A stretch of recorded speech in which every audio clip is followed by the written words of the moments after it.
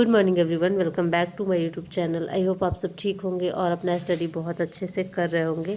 तो अभी सुबह के 8 बज रहे थे और उठी मैं, उसके बाद फ्रेश हुई, नहाई। उसके बाद यहाँ पे अभी मैं मॉइस्चराइज़र लगा रही हूँ। ठंड का दिन आ गया है तो थोड़ा सा मॉइस्चराइज़र लगाना बनता है, क्योंकि सर्दी आते ही जिसका ऑयली स्किन होता है उसका थोड़ा ठीक रहता है, बट जिसका बीच में स्किन रहता है उसका थोड़ा थोड़ा रफ़ फील होने लगता है। तो मेरा बहुत ज़्यादा गर्मी रहता है तो ऑयली रहता है, बट अभी रफ़ होने लगता है तो मुझे मॉइस्चराइज़र का ज़रूरत पड़ता है। तो इसी वजह से ऐसे तो मैं डेली स्किन केयर वगैरह करती नहीं गर्ल्स की तरह जितना लोग करती है, वैसे नॉर्मल मेरा रहता है। एक मॉइस्चराइज़र कभी लगा लिया तो लगा लिया, फेस वॉश लगाया तो लगाया, डेली का मेरा वैसे भी नहीं रहता है। और फिर उसके बाद मैं अपना बाल को बांधना चाह रही थी, बट अभी मेरा मन नहीं कर रहा था बांधने का। और जो ईयरिंग मैं पहनी थी छोटा सा, वो भी मैं खोल चुकी हूँ। मेरे कान में पेन हो रहा था इसी वजह से। और यहाँ पे फिर मैं सोची जो कि चलो yoga day current affair celebrate करते किया हैं। गया तो 21 एक जून दिन का थोड़ा सा छूट गया था जिस 2025 दिन को। मैं गिरी हुई ये थी, उसी योगा दिन का। दिवस कहाँ पे तो मनाया गया? हाँ यहाँ भाई, बस दो कहाँ पे क्वेश्चन में मनाया थी गया है? और तो मेरा ये लैपटॉप विशाखापट्टनम बिल्कुल में डाउन था, सेलिब्रेट क्योंकि किया गया ये था, लैपटॉप आंध्र अपने प्रदेश फ्रेंड को के दिए थे, अंदर। उनको ठीक कुछ है, काम था। तो तो यहाँ पर आप देखोगे क्योंकि उन ऋषिकेश लोग के भी अंदर कुछ ना आपको कुछ देखने को हेल्प मिलता है एक करते ब्रिज रहते हैं। बना जैसे हुआ मैं था, गिरी थी तो वो लोग जिसका बाइक नाम से था, लेकर गए कोई थे मुझे। बताएगा? कोई है तो यहाँ पे? वैसे लक्ष्मण ही उन झूला। लोग कुछ काम रहता है तो हम लोग भी हेल्प करते हैं। तो लैपटॉप दिए थे, उनका कुछ पेपर होने वाला था तो इसी वजह से वो मांग के ले गए थे। तो अभी वो लेकर आए थे तो डाउन था, तो मैं सोची कि चलो तब बंद करते हैं, जब है ही नहीं चार्ज तो फिर क्या कर सकते हैं।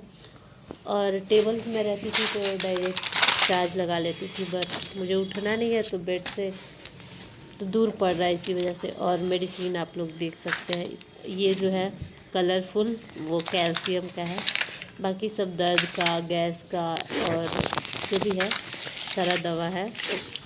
और इतना बड़ा बड़ा दवा है ना, मैं तो बहुत टाइम से होम्योपैथी खाती हूँ, कुछ भी मुझे होता है प्रॉब्लम तो। लेकिन इसमें पता नहीं होम्योपैथी काम करता है कि नहीं। और मेरा टैब भी चार्ज नहीं था, चार्ज में लगा हुआ है। और मुझे बेड से उतरना भी नहीं है, हस्बैंड ड्यूटी गए हैं, तो अब कुछ समझ में भी नहीं आ रहा है कि मैं क्या करूं। वैसे ही बैठी हूँ फ़ोन लेके, तो देखते हैं फ़ोन में ही मैं कुछ देखती हूँ, ट्राई करती हूँ। सुबह से तो मैं टाइम पास कर रही हूँ, बट कितना दिन तक टाइम पास करते रहूँगी। मेरा वैसे भी मन नहीं लग रहा है बिल्कुल। ऐसे मैं कहीं जा भी नहीं सकती हूँ, कुछ काम भी नहीं कर सकती हूँ, बस ऐसे ही बैठी हुई हूँ। तो वही सोच रही थी कि थोड़ा बहुत तो मुझे कुछ पढ़ना चाहिए, ऐसे बैठने से अच्छा है कि कुछ ना कुछ मैं पढ़ लूँ। तो कल एक कमेंट था, थोड़ा मुझे बुरा लगा। ऐसे नॉर्मली तो वैसे कमेंट का मुझे बुरा लगता भी नहीं है, लेकिन कल मुझे बुरा लगा क्योंकि जो सच्चाई होता है ना और कोई उसको कुछ और बोल देता है तो थोड़ा बुरा लगता है। तो कल एक कमेंट था कि पढ़ाई करने वालों का सिलेक्शन होता है, नौटंकी करने वालों का नहीं। तो मैं कोई नौटंकी नहीं कर रही हूँ। मेरे पैर में सच में फ्रैक्चर हो गया है और आप लोग मेरा दवाई देख सकते हैं, ये खाली पेट खाने वाला है, ये मैं खा चुकी हूँ। बाकी जो दवाई है मैं सामने खा रही हूँ, ताकि आप लोग को क्लियर हो कि मैं कोई नौटंकी नहीं कर रही हूँ कि मेरा पैर फ्रैक्चर हो गया। पैर फ्रैक्चर हो गया तो अब तो मैं कोई काम भी नहीं कर सकती हूँ, पढ़ाई भी नहीं कर सकती हूँ अच्छे से, और ना ही मैं व्लॉग कर सकती हूँ। बैठे बैठे मैं क्या ही व्लॉग करूँगी। तो जिन्हें भी लगता है कि मैं नौटंकी करती हूँ, आप लोग वीडियो क्यों ही देखते हो? आप लोग वीडियो स्किप कर दो, नहीं देखो, डिसलाइक कर दो और यहाँ से चले जाओ, वीडियो नहीं देखो। मैं किसी को फोर्स तो नहीं कर रही हूँ कि आपको वीडियो देखनी है। और ये जो कलरफुल वाली है कैल्शियम की दवाई है, और कैल्शियम वाली बहुत ज़्यादा महंगी है। और वैसे तो मुझे अंग्रेज़ी दवाई बिल्कुल भी पसंद नहीं है, पता नहीं क्यों, साइड इफ़ेक्ट वगैरह के कारण मैं ज़्यादा होम्योपैथी आयुर्वेदिक ही लेना पसंद करती हूँ दवाई, और मेरा ठीक भी हो जाता है उससे। बट अभी डायरेक्ट मेरा पैर ऐसे हो गया, फ्रैक्चर हो गया, तो मुझे कुछ समझ में नहीं आ रहा था। तो इसी वजह से मैं एक्सरे कराई और उन्होंने जो भी दवाई मुझे बताई मैंने ले ली। और आप लोग को मैं बुक के बारे में बताने वाली थी।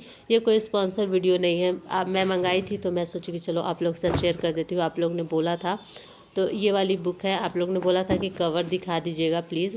तो ये प्रीवियस ईयर की बुक है। विषय सूची में आप लोग देख सकते हैं, पहले बिहार स्पेशल है, फिर प्राचीन इतिहास, मध्यकालीन इतिहास, आधुनिक इतिहास, और पहले बिहार स्पेशल है। तो उसमें भी टॉपिक वाइज है कि किस टॉपिक से कितना आया है, ये क्वेश्चन है, फिर उसके बाद आप लोग देख सकते हैं इतना दूर तक व्याख्या है, फिर एग्ज़ाम पॉइंटर्स दिया हुआ है और फिर उसके बाद कुछ नोट भी दिया हुआ है जो भी इम्पोर्टेंट है। फिर यहाँ से दूसरा क्वेश्चन स्टार्ट है और फिर यहाँ पे देख सकते हैं आप लोग व्याख्या, जिसका कम व्याख्या है उसका व्याख्या कम है। एग्ज़ाम पॉइंटर्स लेकिन सारे क्वेश्चन में अच्छा खासा दिया हुआ है।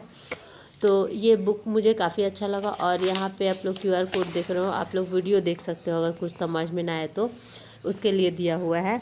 तो ये काफ़ी अच्छा बुक मुझे लगा। ये तो मैं मंगाई भी नहीं थी, हस्बैंड मंगाए थे और उन्होंने सारी चीज़ें बताई मुझे, तो मुझे काफ़ी अच्छा लगा ये बुक। तो मैं थोड़ा सा आप लोग कल ओपन कर रही थी तो मैं दिखाई थी, बट आज मैं आप लोग को अच्छे से एक्सप्लेन कर देती हूँ कि इसमें ना पहले तो सब्जेक्ट वाइज है, फिर सब्जेक्ट में भी टॉपिक वाइज है। जैसे बिहार स्पेशल है तो बिहार स्पेशल में किस टॉपिक से कितना है, जैसे मध्यकालीन इतिहास है तो उसमें मुग़ल काल से कितना क्वेश्चन आया है, और मध्यकालीन में जैसे इधर हो गया उससे कितना क्वेश्चन आया है, मतलब टॉपिक वाइज है। जैसे गांधीवाद है उससे कितना क्वेश्चन आया है, उदारवादी चरण है तो उससे कितना क्वेश्चन आया है, ऐसे करके पूरा अलग अलग करके दिया हुआ है।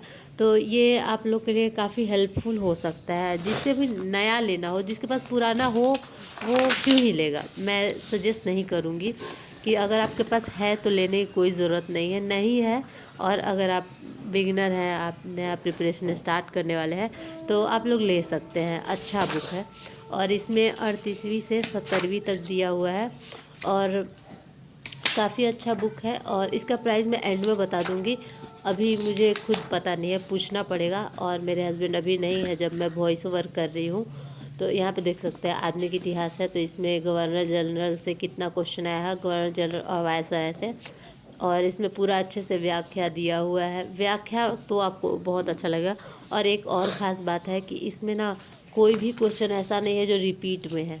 ऐसे आप लोग बहुत सारे, जैसे घटना चक्र आप लोग देखेंगे पूर्वावलोकन का, तो उसमें सारा क्वेश्चन ऐसे रिपीट रिपीट रिपीट बहुत ज़्यादा रहता है, मतलब कम से कम 10-12 रिपीट तो ज़रूर ही रहता है। तो इसमें एक भी क्वेश्चन ऐसा नहीं है कि जो रिपीट है, और अच्छे से एक्सप्लेन किया हुआ है, इसीलिए थोड़ा बुक मोटा है मैं मानती हूँ। लेकिन हाँ, काफ़ी अच्छा बुक है। अगर आप एक्सप्लेनेशन पढ़ते हैं तो ऑफ कोर्स आपका उसके आसपास का भी कुछ नॉलेज हो जाएगा। तो ये काफ़ी अच्छा बुक लगा। अगर आप लोग को परचेज़ करना हो तो आप लोग परचेज़ कर सकते हो। और उसके बाद यहाँ पे मैं लेज़ खा रही हूँ। मैं इतना बोर हो रही थी कि मैं कुछ ऐसे ही देख रही थी और खा रही थी। बस दिन भर मेरा यही रूटीन एकदम बोरिंग सा रह रहा है। लेकिन ना मेरा मन बहुत हो रहा था पढ़ने का, लेकिन मुझे कुछ समझ में नहीं आ रहा मैं क्या पढ़ूँ, क्या नहीं पढ़ूँ। लेकिन फिर मैं सोची कि चलो करंट अफेयर का रिवीजन कर लेते हैं। तो यहाँ पे आप लोग देख सकते हैं 10 अक्टूबर का ये करंट अफेयर है। मैं पहले का 8 अक्टूबर से इसमें नोट्स है, तो 8 अक्टूबर 9 अक्टूबर मैं कर चुकी हूँ और 10 अक्टूबर से, मतलब अभी ही जब करने बैठी तो 8 अक्टूबर से, क्योंकि इसमें कॉपी में 8 अक्टूबर से ही करंट अफेयर मैं स्टार्ट की हूँ करना। तो 8 अक्टूबर 9 अक्टूबर कर चुकी हूँ, मैं 10 अक्टूबर कर रही हूँ अभी। तो देखती हूँ, मतलब कम से कम अगर एक दिन का तो मेरे पास एक ही पेज रहता है, तो 30 दिन का रहेगा तो 30 पेज रहेगा। तो अगर उसको, मतलब मैं चाहूँ तो 2 घंटे में आराम से पढ़ सकती हूँ, मतलब याद कर कर के नहीं, बट एक होता है कि रिवीजन टाइप का। तो 1 घंटे मुझे लगेंगे, 2 घंटे मुझे लग जाएंगे। तो मैं ज़्यादा देर नहीं पढ़ी थी, लेकिन मैं आराम आराम से पढ़ रही थी, समझ समझ के पढ़ रही थी, कि ताकि जो भी मैं पढ़ी हूँ तो थोड़ा मैं रिकॉल कर पाऊँ अच्छे से। और यहाँ तक मैं 13 अक्टूबर तक पढ़ी, फिर उसके बाद मैं छोड़ दी, मेरा ऐसे मूड ही नहीं हो रहा था। और फिर ये रात का टाइम है और हस्बैंड गए हैं अपने ग्रुप स्टडी के लिए, क्योंकि वो जाते हैं। तो मैं उनसे बोली थी कि आप मेरे लिए सब्जी रख दीजिएगा ऐसे बेड पे, ताकि मैं उसको काट दूँगी और आप बनाना। तो यहाँ पे वो पनीर लेकर आए थे, क्योंकि उन्हें पनीर का सब्ज़ी बनाना बहुत ज़्यादा मतलब इजी लगता है। तो मैं बोली थी कि आप प्याज, शिमला मिर्च, मिर्च वगैरह जो भी है सारा चीज़ आप बेड पे रख दीजिएगा, और मैं ऐसे बैठी बैठी उसको कट कर दूँगी, तो उनका थोड़ा टाइम सेव हो जाएगा। और वो 9 बजे आएंगे तो ऐसे जल्दी खाना वो बना पाएंगे, तो इसी वजह से। तो यहाँ पे मैं पनीर कट कर रही हूँ, और मैं बैठे बैठे जो थोड़ा बहुत मैं काम कर सकती हूँ तो वो मैं काम कर रही हूँ। लेकिन बहुत सारा काम तो हस्बैंड ही कर रहे हैं, और मेडिसिन वगैरह भी लेना रहता है तो वो ही देते हैं पानी। मतलब जो भी बैठ के काम है वो मैं कर लेती हूँ, सब्जी वगैरह मैं काट देती हूँ बैठ के, और कपड़ा वगैरह रहता है तो मैं वो फोल्ड वोल्ड कर देती हूँ। और आप लोग देख सकते हैं इतना सारा है ड्राई फ्रूट्स, और यहाँ पे मिल्क पाउडर लेकर आए थे क्योंकि मिल्क पाउडर उन्हें भी बहुत पसंद है, मुझे भी। तो यहाँ पे मेरा सब्जी कटा हुआ हो गया है, मैं सारा सब्जी काट दी हूँ। और अब मुझे थोड़ा सा प्यास लग रहा था तो पानी पास में था नहीं, टेबल पे रखा हुआ था, और मुझे ज़ोर से प्यास लग रहा था तो मैं सोची थोड़ा सा पानी ले लेती हूँ। दिक्कत तो होता ही है, बट कोई नहीं, थोड़ा सा मैं कष्ट करके पानी पी लेती हूँ। ग्लास में भी बहुत कम ही पानी था, ज़्यादा नहीं था। तो अब 8:30 से ज़्यादा ही हो गया, वो तुरंत आ जाएंगे तो फिर जो भी मुझे होगा करना वो मैं मांग लूँगी उनसे, तो वो मुझे दे देंगे। और मेन प्रॉब्लम पैर को फोल्ड करने में होता है, उतरने में होता है, दर्द भी कर रहा है। तो बस आज के लिए इतना ही, बाय बाय।